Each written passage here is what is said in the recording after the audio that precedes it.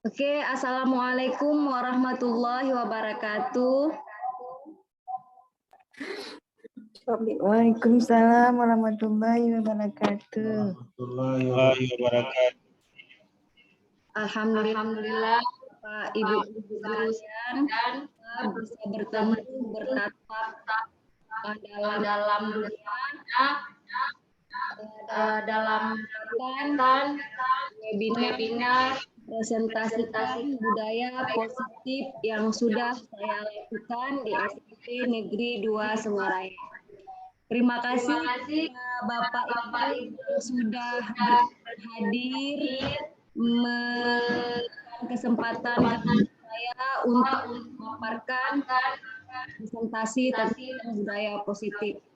Baiklah, kita memulai pembicaraan kita pada malam hari ini.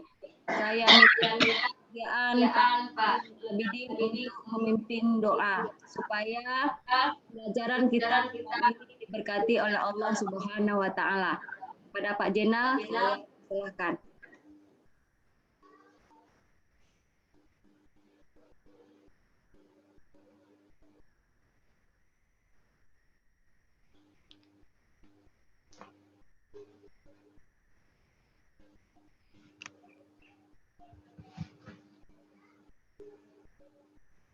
Pak Jenal, bantu saya untuk memimpin doa.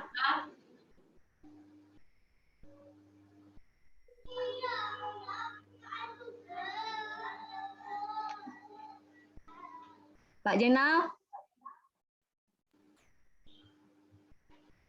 Mungkin jaringannya Pak Jenal.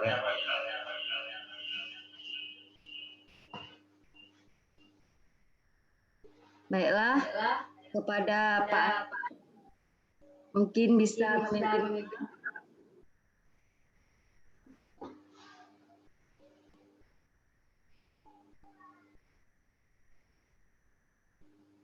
Baiklah Bapak Ibu, karena jaringan, jadi langsung saya alih untuk keberkahan pada malam hari ini. Marilah sama-sama kita membaca Bismillahirrahmanirrahim. Baiklah Bapak Ibu, kita akan pembelajaran kita ini mengenai budaya positif yang sudah saya lakukan di sekolah saya di 2 Sengarai. Sebelumnya saya izin untuk share screen terlebih dahulu.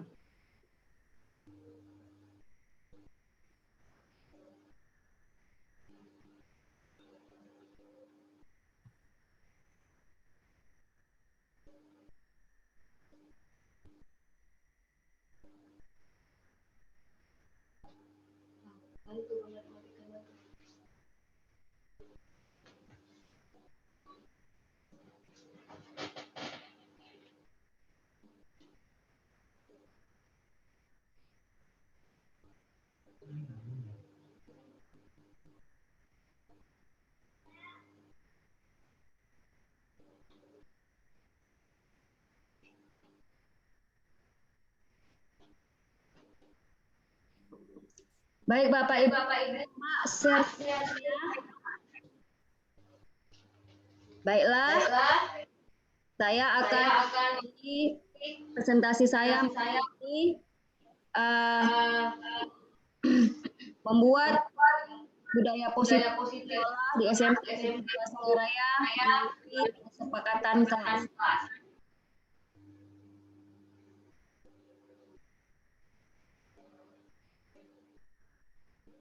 Oke. Baiklah, saya akan sedikit alur koneksi materi budaya positif.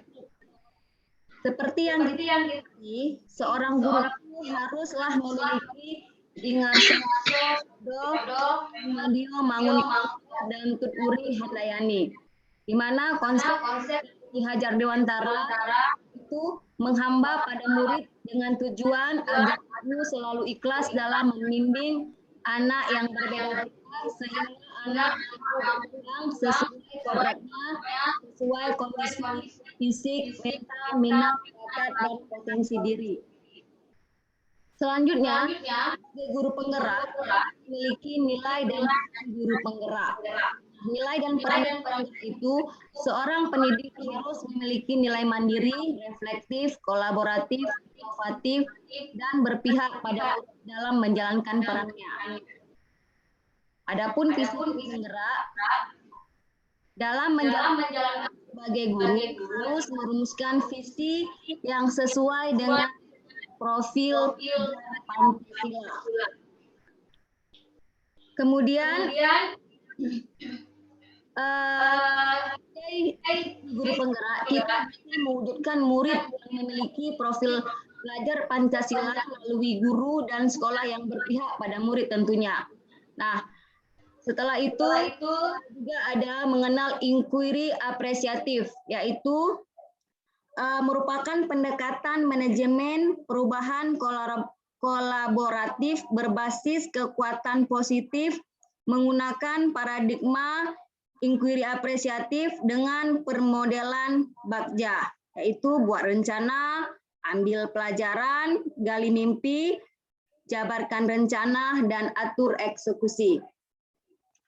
Yang mana nantinya semua itu kita lakukan berdasarkan konsep pemikiran KHD dan demi terwujudnya profil pelajar Pancasila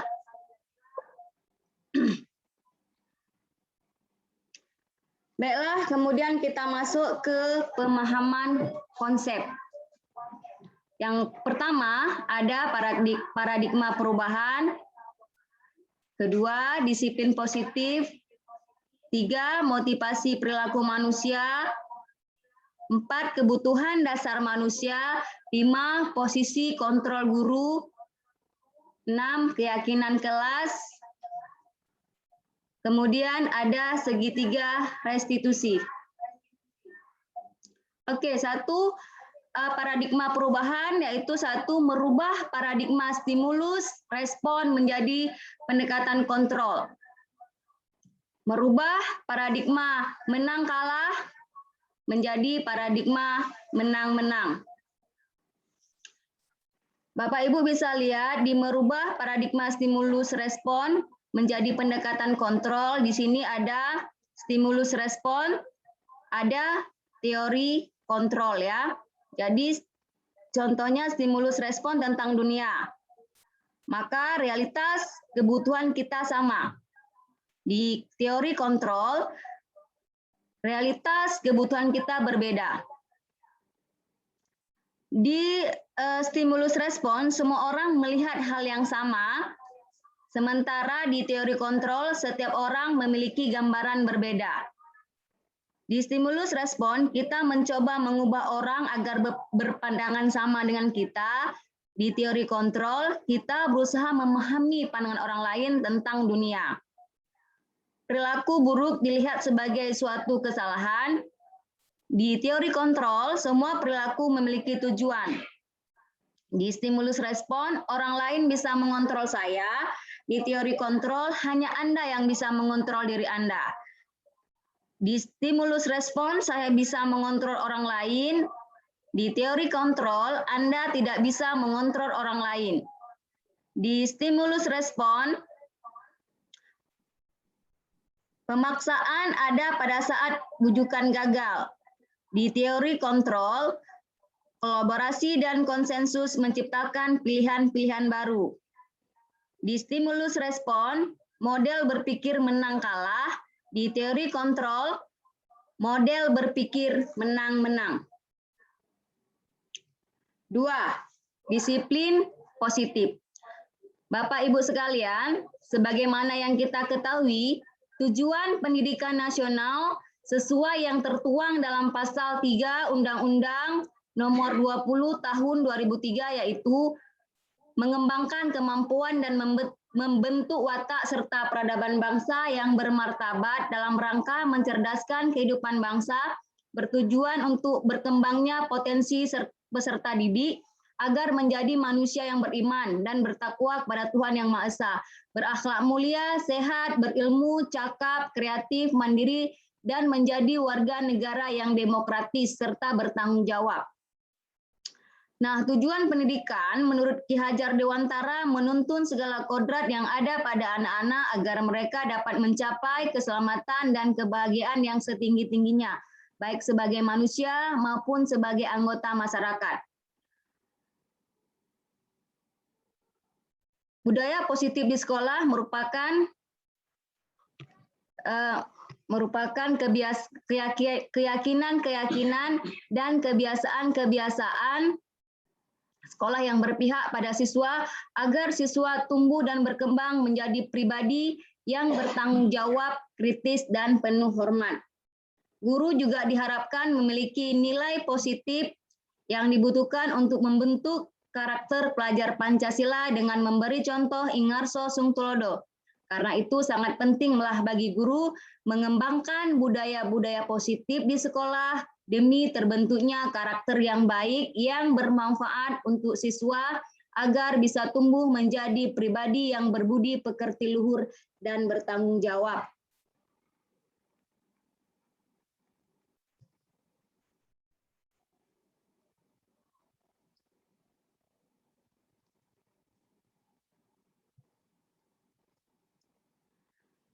Oke, kita lanjut.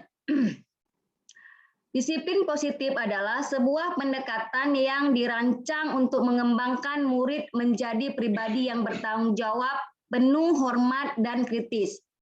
Cara membangun budaya positif adalah menciptakan pembelajaran yang berpihak pada siswa melalui penggalian potensi siswa.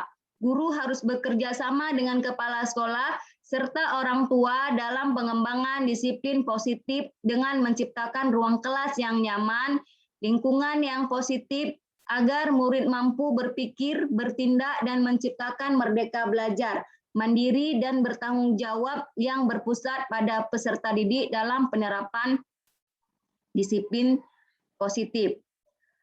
Salah satu budaya positif yang dapat diterapkan di sekolah adalah kesepakatan kelas. Dalam kesepakatan kelas, suasana belajar menyenangkan, berdampak pada proses mengajar.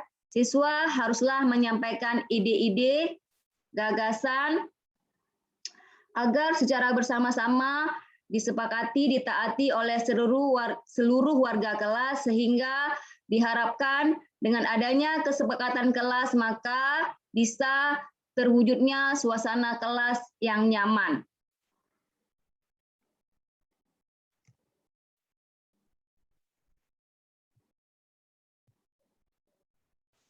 Oke, 3, motivasi perilaku manusia. 1, untuk menghindari ketidaknyamanan atau hukuman.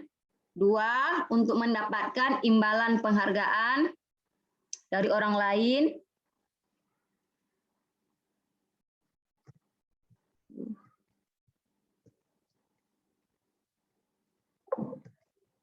Kok lompat dia? 3, untuk menjadi orang yang mereka inginkan dan menghargai diri sendiri dengan nilai-nilai yang mereka percaya.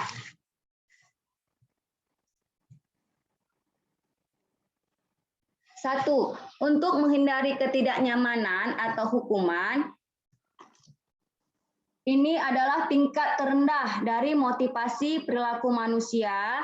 Biasanya orang yang motivasi perilakunya untuk menghindari hukuman atau ketidaknyamanan akan bertanya, apa yang akan terjadi apabila saya tidak melakukannya? Sebenarnya mereka sedang menghindari permasalahan yang mungkin muncul dan berpengaruh pada mereka secara fisik, psikologis, maupun tidak terpenuhinya kebutuhan mereka bila mereka tidak melakukan tindakan tersebut.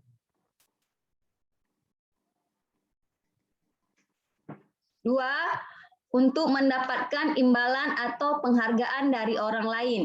1 tingkat di atas motivasi pertama di sini orang berperilaku untuk mendapatkan imbalan atau penghargaan dari orang lain. Orang dengan motivasi ini akan bertanya, apa yang akan saya dapatkan apabila saya melakukannya? Mereka melakukan sebuah tindakan untuk mendapatkan pujian dari orang lain yang menurut mereka penting dan mereka letakkan dalam dunia berkualitas mereka. Mereka juga melakukan sesuatu untuk mendapatkan hadiah, pengakuan, atau imbalan. 3. Untuk menjadi orang yang mereka inginkan dan menghargai diri sendiri dengan nilai-nilai yang mereka percaya. Nah, Bapak Ibu sekalian, di motivasi yang nomor 3 ini, orang dengan motivasi ini akan bertanya, akan menjadi orang yang seperti apa bila saya melakukannya.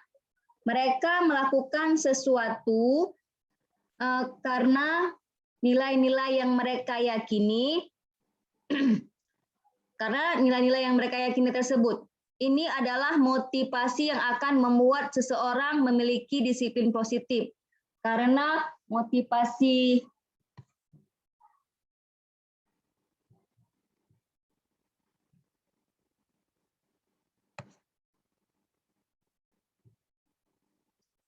baik, selanjutnya oke. Kita masuk ke struktur kompetensi, ya, seperti prinsip gunung es. Jadi seperti gunung es, ya, lebih mudah diidentifikasi. Penting untuk kesuksesan, tetapi tidak cukup. Nah, prinsip gunung es yang bisa diidentifikasi, ya, itu hampir sama dengan gunung es. Misalkan kalau kita kalau yang mau kita identifikasi, kalau pengetahuan, keterampilan, peran sosial itu gampang sekali kita identifikasi. Namun hal-hal yang berupa sifat, karakter, motif itu lebih sulit ya untuk kita identifikasi. Seperti misalnya malas atau angkuh, sombong, itu kan karakter. Kita sangat susah untuk mengidentifikasinya. Berbeda kalau dengan keterampilan, itu bisa kita identifikasi, pengetahuan juga bisa, peran sosial juga gampang kita identifikasi, itu bisa kita lihat dari kehidupan sosialnya. Ini sama seperti gunung es. Gunung es itu kalau kita lihat sepintas, dia kan menjulang tinggi, yang nampak dari permukaan. Padahal yang di bawahnya itu juga ada gunung es yang di dalam laut itu, tapi nggak bisa kita identifikasi. Nah, begitu juga halnya dengan keterampilan, pengetahuan, peran sosial bisa kita identifikasi, namun yang berhubungan dengan konsep diri, sifat, karakter, motif itu sulit untuk kita identifikasi. Baiklah. Kemudian kita masuk ke kebutuhan dasar manusia, ya. Jadi ada 4 kebutuhan dasar manusia. Ada 5 kebutuhan, maaf Bapak Ibu, ada 5 kebutuhan dasar manusia. Ketika kita ingin mendapatkan apa yang kita inginkan, sebetulnya saat itu kita sedang memenuhi 1 atau lebih dari 1 kebutuhan dasar kita, Bapak Ibu. Ya. Adapun 5 kebutuhan dasar pada manusia itu yang sudah kita pelajari, yaitu 1, kebutuhan untuk bertahan hidup. Semua kita ini butuh untuk bertahan hidup. Survival, kalau bahasa Inggrisnya. Yang kedua, cinta dan kasih sayang. Jadi itu juga merupakan kebutuhan dasar bagi manusia. Dan ketiga, ada kebebasan. Dan yang keempat, ada kesenangan. Dan yang kelima, ada kebutuhan dasar manusia, yaitu kekuasaan. Nah, ada 5 kebutuhan dasar itu yang harus kita penuhi pada manusia, Bapak Ibu sekalian. Baiklah, sekarang kita masuk yang kelima, yaitu posisi kontrol guru. Nah, ini menarik ya Bapak Ibu. Kenapa menarik? Saya bilang karena setiap hari pasti kita selalu menemukan kasus saat memerankan diri kita sebagai pendidik, sebagai pengajar di sekolah. Nah, Bapak Ibu setelah belajar ini bisa tahu, Bapak Ibu posisi kontrolnya ada di mana sebenarnya. Benarkah selama ini setiap menghadapi kasus Bapak Ibu sudah menjalankan posisi kontrol yang bagus atau belum? Jadi Bapak Ibu, posisi kontrol guru itu sebenarnya ada 5 ya. Yang pertama, posisi kontrol guru sebagai penghukum.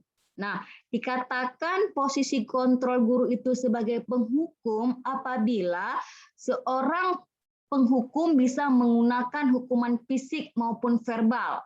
Orang-orang yang menjalankan posisi penghukum senantiasa mengatakan bahwa sekolah memerlukan sistem atau alat yang dapat lebih menekan murid-murid lebih dalam lagi. Patuhi aturan saya atau awas ya, kamu selalu saja salah. Nah, itu posisi kontrol sebagai penghukum. Yang kedua, membuat orang merasa bersalah. Nah, posisi kontrol ini yaitu biasanya guru akan bersuara lebih lembut, membuat orang yang merasa bersalah akan menggunakan keheningan yang membuat orang lain merasa tidak nyaman, bersalah, atau rendah diri. Contohnya, misalkan kita bilang ke anak didik kita, Ibu sangat kecewa sekali dengan kamu. Berapa kali Bapak harus memberitahu kamu ya, gimana coba kalau orang tua kamu tahu kamu berbuat begini. Nah, jadi di posisi kontrol ini guru membuat orang merasa bersalah. Nah, yang ketiga, ada posisi kontrol sebagai teman. Guru pada posisi ini tidak akan menyakiti murid. Dia akan jadikan murid itu sebagai mitra, sebagai teman Bapak Ibu. Jadi ketika si murid melakukan kesalahan, guru dengan perannya sebagai teman, dia akan tetap berupaya mengontrol murid melalui persuasif. Posisi teman pada guru bisa negatif atau juga bisa positif. Nah, yang keempat, Bapak Ibu, posisi kontrol guru itu sebagai monitor atau pemantau. Nah, di posisi kontrol ini kita memonitor atau mengawasi. Pada saat kita mengawasi, kita bertanggung jawab atas perilaku orang-orang yang kita awasi. Posisi pemantau berdasarkan peraturan-peraturan dan konsekuensi. Dengan menggunakan sanksi, kita dapat memisahkan hubungan pribadi kita dengan murid sebagai seorang yang menjalankan posisi memantau. Peraturannya apa ya? Apa yang telah kamu lakukan? Sanksi atau konsekuensinya apa? Nah, di sini kita mengawasi, ya, mengawasi, hanya memonitor, tapi tetap dengan sanksi atau konsekuensi. Nah, yang terakhir Bapak Ibu, ada posisi kontrol guru itu sebagai manajer. Posisi terakhir yaitu manajer adalah posisi mentor di mana guru berbuat sesuatu bersama dengan murid, mempersilahkan murid mempertanggungjawabkan perilakunya, mendukung murid agar dapat menemukan solusi atas permasalahannya sendiri.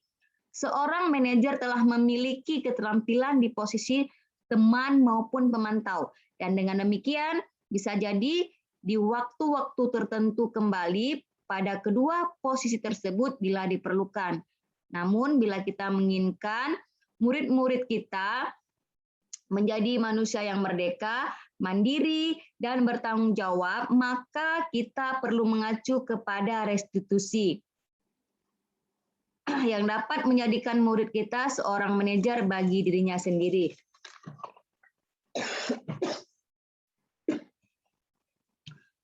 Nah, yang keenam Bapak Ibu kita ada keyakinan kelas ya. Nah,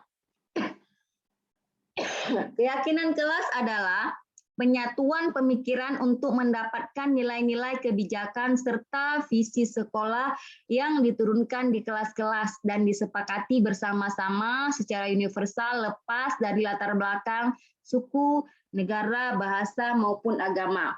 Keyakinan kelas akan lebih memotivasi seorang secara intrinsik. Ciri utama keyakinan kelas adalah berupa pernyataan-pernyataan universal dan senantiasa dibuat dalam bentuk positif. Jadi Bapak Ibu, kita kan sudah buat kesepakatan kelas. Nah, ketika kita buat kesepakatan kelas, ketika anak sudah membuat kesepakatan kelas dan ada di antara mereka yang melanggar kesepakatan kelas, kita bisa meyakinkan mereka kembali dengan keyakinan kelas. Misalkan ya, kesepakatan kelas kita tidak boleh membuli temannya. Nah, ketika ada siswa yang tetap membuli temannya, kita bisa bilang, nah yakin nggak dengan kesepakatan kelas yang kita udah buat? Kamu yakin tidak? Kita ajak mereka untuk meyakinkan lagi keyakinan kelas. Bagus tidak keyakinan kelas ini untuk kelas kita? Nah, jadi kita bisa menggunakan keyakinan kelas bagi anak-anak yang melanggar kesepakatan kelas.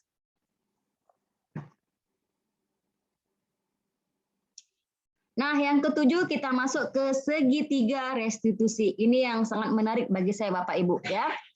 Jadi restitusi itu adalah proses menciptakan kondisi bagi murid untuk memperbaiki kesalahan mereka sehingga mereka bisa kembali pada kelompok mereka dengan karakter yang lebih kuat menurut Gosen. Nah, segitiga restitusi itu adalah tahapan untuk memudahkan para guru dan orang tua tentunya dalam melakukan proses untuk menyiapkan anaknya untuk melakukan restitusi. Nah, terdapat 3 tahapan restitusi yaitu menstabilkan identitas, validasi tindakan yang salah, dan menanyakan keyakinan. Nah, terkadang saat kita menghadapi kasus di sekolah, kan sering tuh ada yang anak-anak bertengkar, ada anak-anak yang cabut gitu ya saat jam pelajaran, kita biasanya langsung memarahinya atau langsung kasih hukuman. Nah, ternyata setelah kita mempelajari pembelajaran restitusi, ternyata itu sungguh tidak sangat bijaksana Bapak Ibu. Karena restitusi ini sendiri bukan mencari siapa yang salah, ya, bukan mencari siapa yang salah, tapi bagaimana ada usaha untuk memperbaiki sebuah kesalahan. Nah, ada sebuah kesalahan. Misalkan dalam langkah menstabilkan anak nih ya, di segitiga restitusi kan ada 3 langkah tuh. Ada menstabilkan identitas, terus validasi tindakan yang salah, dan menanyakan keyakinan. Nah, jadi di sini kita bisa menggunakan segitiga restitusi untuk menghadapi kasus-kasus yang kita temui di sekolah. Biasanya nih, di langkah menstabilkan identitas, kita bisa dengan teori kontrol, kita bilang ke anak, kita semua akan melakukan hal yang terbaik yang bisa kita lakukan. Nah, kalimat di sini kita bisa ajukan kepada anak ketika misalkan ada anak nih bertengkar, ya kan, bertengkar dengan temannya.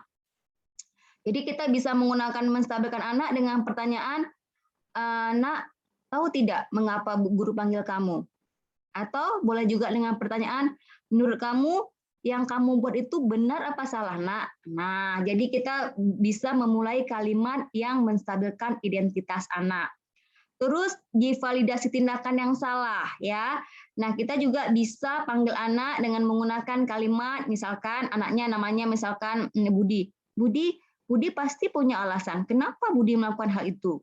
Nah, jadi semua perilaku itu pasti punya alasan. Begitu juga anak kita. Jadi setiap kita mendapatkan anak kita berbuat kesalahan, coba validasi tindakan yang salah. Dan yang terakhir, menanyakan keyakinan. Kita semua ini pasti memiliki motivasi internal. Tanya kepada anak. Setelah misalkan ya, kita bisa membuat kalimat yang begini kira-kira, kita sudah membuat kesepakatan kelas karena, nah kira-kira nilai apa saja yang sudah kita sepakati? Atau apakah menurut Budi, kamu yakin tidak dengan kesepakatan kelas kita? Ada manfaatnya tidak? Atau kita juga boleh menggunakan kalimat apa rencana Budi selanjutnya supaya tidak mengulangi atau bisa memperbaiki memperbaiki kesan ini. Nah, jadi itu contoh-contoh kalimat yang bisa kita gunakan dalam teori kontrol segitiga restitusi.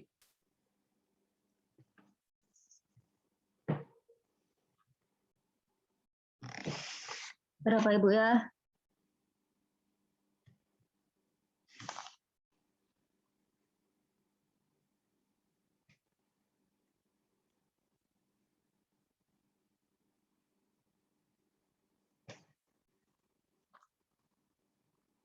Apa ya, ntar.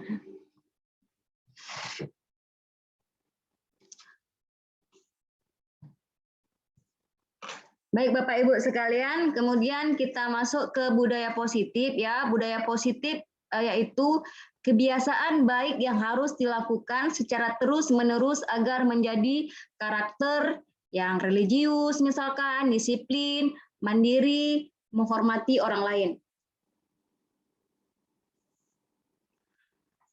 Baiklah, di sini saya udah buat budaya positif membentuk karakter siswa melalui kesepakatan kelas. Bapak Ibu bisa lihat ini latar belakang saya nanti yang kira-kira kurang paham dan ingin materi saya nanti akan saya share di ini di chat ya, mana tahu mungkin berguna bagi Bapak Ibu sekalian. Saya tidak baca lagi latar belakangnya.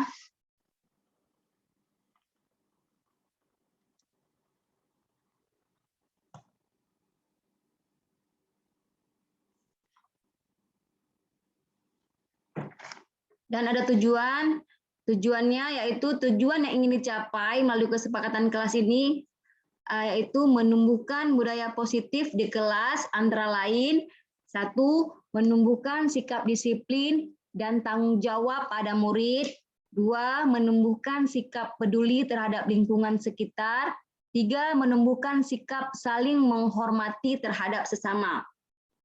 Budaya positif di sekolah yaitu budaya positif 3M, mulai dari diri sendiri, mulai dari hal kecil, mulai saat ini. Membuat kesepakatan kerja, sistem sekolah bersama seluruh warga sekolah. Nah, tolak ukurnya, satu, terbentuknya sikap disiplin dan tanggung jawab pada murid. Dua, memiliki sikap peduli terhadap lingkungan. Tiga, memiliki sikap saling menghormati dan menghargai.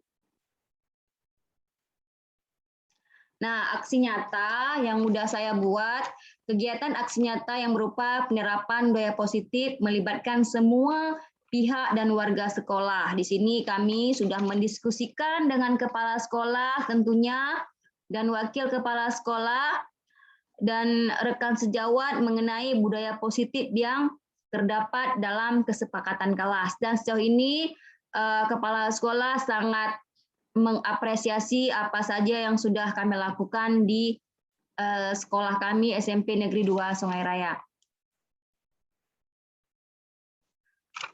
Nah, jadi di sini ada yang udah saya buat kesepakatan kelas murid, di mana murid menuliskan tentang kelas impian mereka ya. Jadi kita biarkan murid itu memimpikan apa kelas yang ingin mereka kelas yang mereka impikan. Nah, kemudian juga murid membacakan hasil kelas impian mereka. Nah, di sini juga murid sudah menempelkan kelas impian mereka hasil dari kesepakatan kelas yang mereka buat. Ada macam-macam kesepakatan kelas, diantaranya tidak membuli kawan, menjaga kebersihan, tidak tidur ketika belajar, menghormati sesama teman, tidak menyakiti perasaan teman, dan masih banyak lainnya. Ini nampak ya kegiatan anak-anak, ada yang di kelas 72, ada yang di kelas 71, mereka sedang menempelkan kelas impian mereka hasil dari kesepakatan kelas yang mereka buat. Oke, ini kesepakatan kelasnya sudah saya buat dalam bentuk poster. Poster kesepakatan kelas yaitu kalau mau keluar kelas, minta izin guru terlebih dahulu, tertib dan rapi, santun, bertanggung jawab, disiplin, saling menghormati, tepat waktu, peduli, buat PR, menjaga kebersihan kelas. Nah, yang paling penting yaitu refleksi ya Bapak Ibu. Jadi refleksinya satu, keberhasilan. Dalam pencapaian ide atau gagasan masih terdapat murid yang merasa malu dalam berbicara. Keberhasilan yang dicapai selama pelaksanaan kesepakatan kelas adalah Satu, keseluruhan siswa merasa senang dan bahagia dengan adanya kesepakatan kelas. Jadi banyak siswa-siswa itu bahagia karena sebelum kita buat kesepakatan kelas, ada sebagian siswa yang tanpa peraturan suka-suka hati dia, mau masuk, mau keluar bolak-balik. Jadi mengganggu sebagian temannya yang ingin fokus. Jadi ini sangat membantu sekali ketika saya membuat kesepakatan kelas. Dan juga melatih anak-anak untuk bertanggung jawab dengan apa yang mereka buat. Terus Bapak Ibu yang kedua, proses pembuatan kesepakatan kelas sangat diminati oleh keseluruhan siswa. Sehingga siswa berani berpikir kritis dengan banyaknya ide yang mereka sampaikan. Dan yang ketiga, pelaksanaan kesepakatan kelas masih belum dilaksanakan secara baik disebabkan adanya siswa yang melanggar kesepakatan kelas. Dan yang terakhir, kesepakatan kelas telah menciptakan nilai-nilai tanggung jawab terhadap apa yang mereka buat, sepakati, dan tanda tangani dalam hal budaya positif. Jadi sejauh ini saya lihat masih ada juga anak-anak yang belum sepenuhnya melaksanakan kesepakatan kelas. Nah, jadi rencana perbaikannya, karena tadi pun tidak semua anak-anak sudah mau melaksanakan kesepakatan kelas, jadi rencana perbaikannya untuk pelaksanaan di masa yang akan datang adalah meminta semua siswa saling mengingatkan. Nah, jadi kita buat seperti reminder ya, pada siswa itu saling mengingatkan ketika ada temannya yang melanggar kesepakatan kelas. Dan ini sangat penting. Kalau kita tidak konsisten membuat kesepakatan kelas ini, nanti ujung-ujungnya hanya cuman tempelan di dinding saja Bapak Ibu. Jadi guru bersama siswa sama-sama saling mengingatkan ketika ada siswa yang melanggar kesepakatan kelas. Kemudian kita bisa buat sebuah poster yang bagus yang kita tempel dalam kelas pada tempat yang mudah terbaca. Jadi kita buat poster dengan colorful, penuh warna-warni, bisa kita tambah animasi-animasi sehingga anak-anak kita itu tertarik untuk mereka baca. Kalau udah mereka baca, ya mudah-mudahan mereka pun mau melaksanakannya. Terus memberikan motivasi budaya positif ya kepada setiap siswa setiap saat. Ini yang paling penting Bapak Ibu. Jadi anak-anak itu jangan lupa kita kasih motivasi. Motivasi budaya positif apa aja. Kasih mereka motivasi karena kadang-kadang ada yang anak-anak hari ini semangat, besok tidak disemangati, lupa lagi. Banyak anak-anak kita seperti itu Bapak Ibu. Jadi sangat pentinglah motivasi ini untuk menumbuh budaya positif kepada setiap anak didik kita. Dan yang terakhir, menjalin kerjasama dengan rekan sejawat agar kesepakatan kelas konsisten dilaksanakan. Dan ini juga hal yang tidak kalah pentingnya Bapak Ibu. Jadi kita nggak bisa sendiri. Kita harus bekerja sama dengan rekan sejawat. Kita juga buat mereka melakukan hal yang sama yang telah kita buat. Nanti kalau kita aja yang buat, kelas lain nggak buat, itu nggak jalan Bapak Ibu. Jadi kita kan maunya semua anak didik kita itu bisa menjadi anak-anak yang berprofil pelajar Pancasila. Jadi butuh dukungan, butuh support, butuh backup dari rekan sejawat. Hanya itu mungkin Bapak Ibu dari saya. Jadi apabila ada yang tidak paham, tidak jelas, boleh ditanyakan kembali Bapak Ibu, atau ada yang ingin menyampaikan apa yang ingin disampaikan, silakan Bapak Ibu.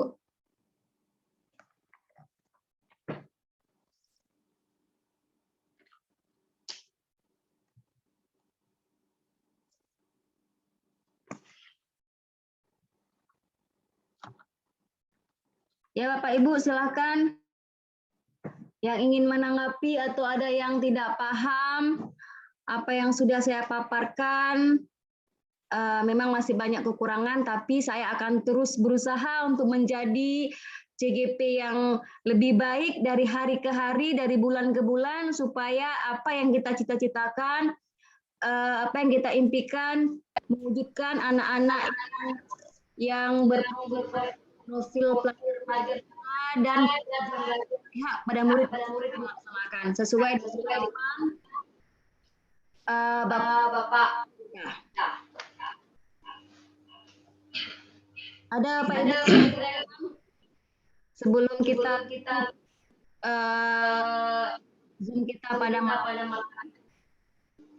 Saya ingin bertanya, Bu. Baik Pak, silakan. Pertanyaan sederhana, Bu. Bagaimana cara mengukur tingkat keberhasilan dari kesepakatan kelas tersebut? Baik Pak, ukur bagaimana cara kita mengetahui berhasilnya kelas yang kita begitu Pak. Menurut saya ukurnya Bapak bisa dari kondisinya di kelas. Ketika Bapak masuk ke kelas, Bapak lihat adakah beberapa siswa yang sudah memasuki kelas Bapak. Bisa lihat, misalkan masuk di pelajaran aku, Bapak langsung mantau kondisi Bapak saat belajar di kelas tersebut. Itu akan kelihatan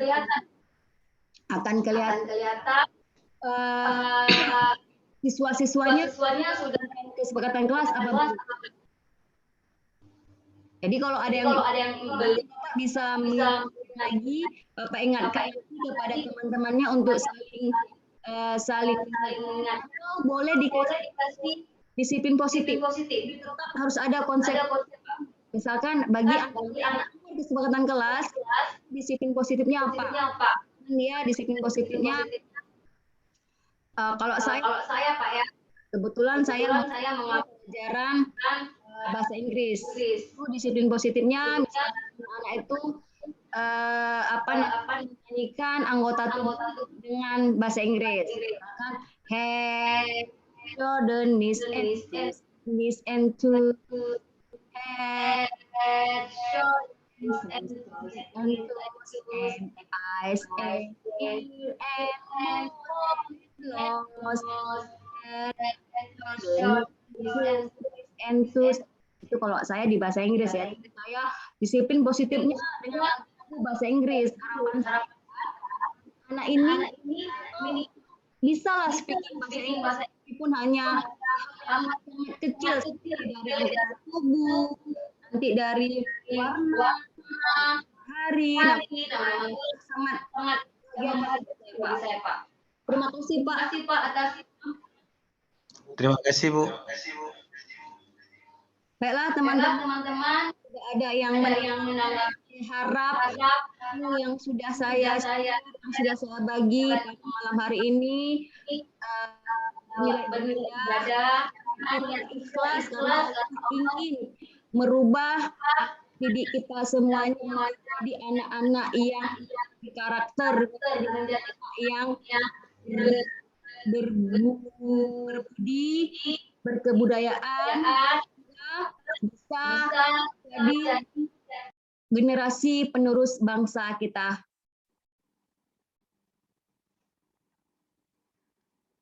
Mungkin ada yang Bapak Ibu yang ada yang mau tanya atau apa sebelum saya closing pada malam hari ini.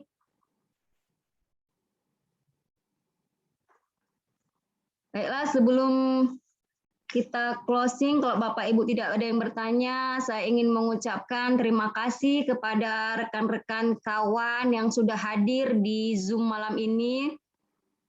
Ada Pak Dino Abidin, ada Pak Anwar, ada Bu Maisara. Bu Maisara, salam kenal.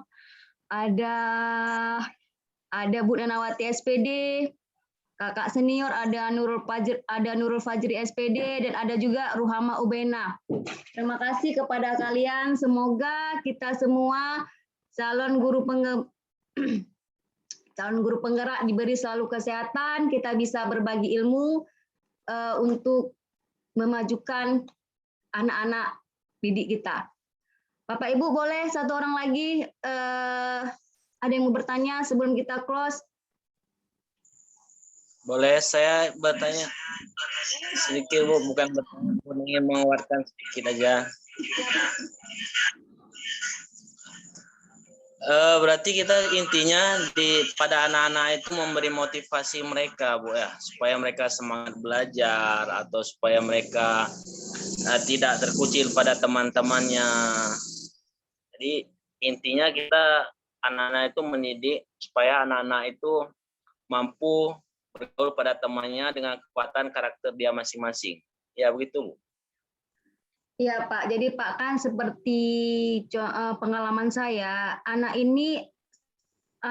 ini ketika kita motivasi bisa sangat berpengaruh pada perilaku mereka. Jadi saya kadang-kadang setiap masuk kelas, kadang-kadang masih pagi, masih jam pertama, anak-anak udah dengan gaya yang memelas, duduknya pun udah nggak semangat. Jadi saya seringkali menyemangati anak-anak ini, misalkan saya bilang, nak, coba ya bagi kalian, misalkan saya bilang begini, jadilah kalian anak-anak yang beruntung.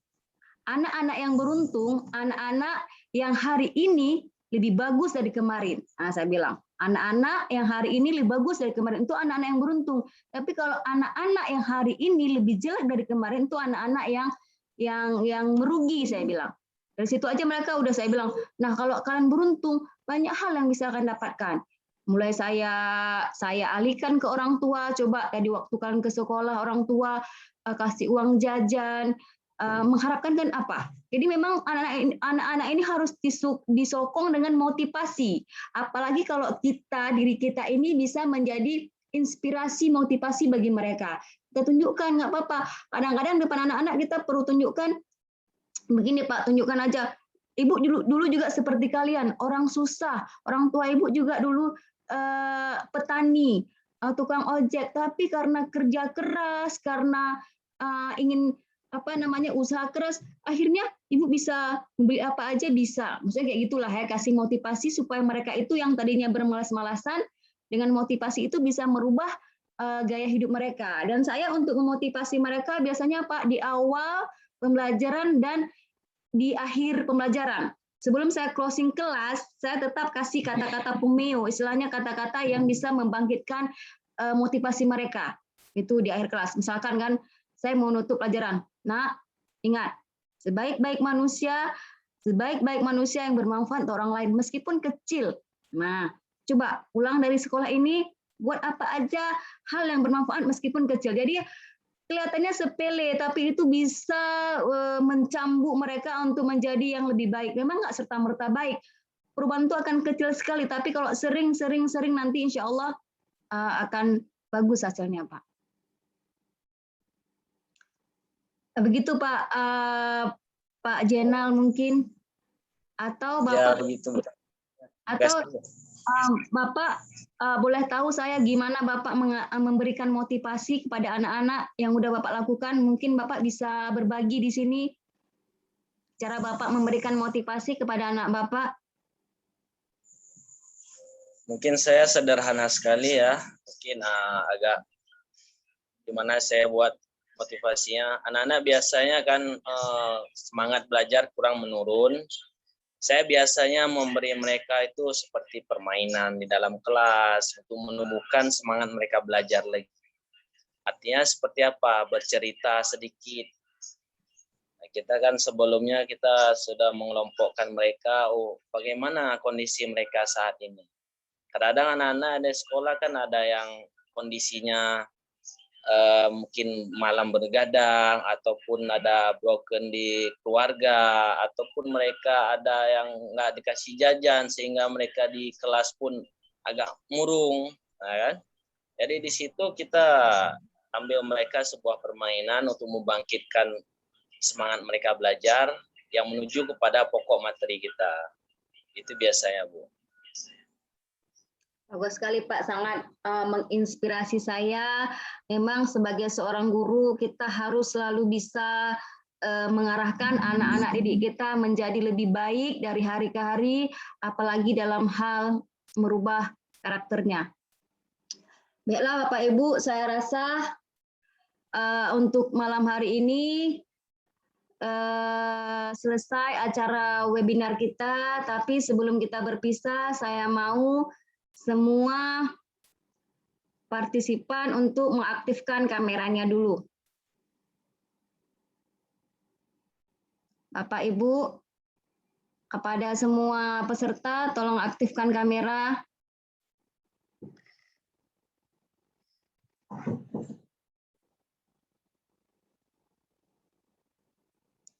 Mungkin ada beberapa teman kita yang nggak jaringan ya, karena di Aceh Timur dan Langsa beberapa hari ini hujan, jadi tidak mendukung untuk mengaktifkan kamera. Baiklah, sebelum kita berpisah, saya mau satu kata yang hebat, satu kata yang positif dari kita sebelum kita mengakhiri pertemuan kita. Dimulai dari saya, Pak Anwar, Bu Nurul Fajri, Bu Nanawati SPD, dan Ibu Maisarah. Oke, dari saya satu kata positif malam ini bermanfaat. Pak Anwar, satu kata.